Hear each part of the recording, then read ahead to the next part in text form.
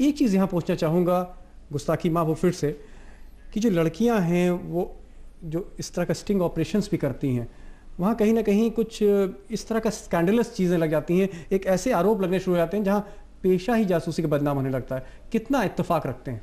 देखिए, मैं जहाँ तक समझता हूँ कि जो पिछले 10-15 साल से 20 साल से कंपनियाँ दिल्ली या और बड़े बड़े महानगरों में काम कर रही हैं, उनमें से कुछ लोग जो इन्वेस्टिगेटर थे, 2-4 महीने काम किया, 6 महीने काम किया और जाके अपनी एक छोटा सा काम एजेंसी शुरू कर ली, अच्छा पैसा दे उनको दिखा, वो लोग शायद इस प्रोफेशन को बदनाम करते हों, या उन लोगों को हम कह सकते हैं कि शायद कोई कोड ऑफ एथिक्स है। सपोज करिए किसी नेता का कोई सेक्स स्टिंग हो गया, तो क्या कोई कोड ऑफ एथिक्स आप कोई कार्रवाई करते हैं? बिल्कुल कोड ऑफ एथिक्स है, बिल्कुल कोड ऑफ एथिक्स है, बिल्कुल क्लियर एकदम लिखा हुआ है कि आपने क्या करना है और क्या नहीं करना है। आप एग्रीमेंट कर रहे हैं, एग्रीमेंट में बहुत क्लियर लिख रहे हैं व्हाट इज योर रिक्वायरमेंट। तो ये पता लगता है कि इस उम्मीदवार की एक दूसरी बीवी थी और ये सीडी बाजार में आती, या कोई और सीडी आ जाती? देखिए, दूसरी बीवी थी या कहते हैं उसे शादी कर ली थी, या उसने कुछ चीजें छुपा ली हैं, चाहे नॉमिनेशन फॉर्म के अंदर कोई चीजें छुपा ली हैं, ये सारी पार्ट ऑफ द इन्वेस्टिगेशन है। यानी दूसरी बीवी आप ढूंढते हैं? नहीं, ढूंढना मजबूरी है। अगर इन्फॉर्मेशन हमारे पास, कहते हैं हमारा क्लाइंट बोल रहा है कि मुझे ऐसा लगता है कि नेताजी ने या मेरे राइवल पार्टी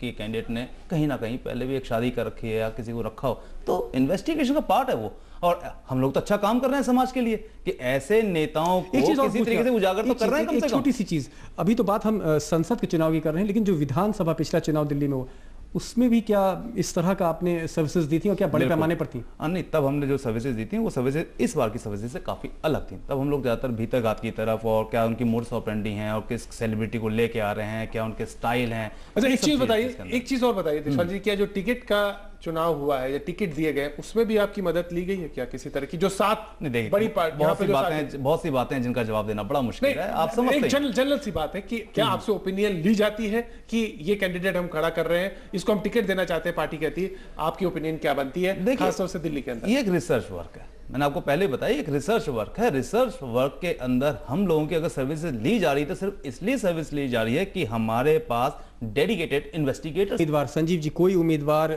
शराब बांट रहा है, कोई उम्मीदवार चोरी छुपे पैसे बांट रहा है, वो बिल्कुल गलत है। तो क्या आपका जो कैमरा है, खुफिया कैमरा, उसको ढूंढता है?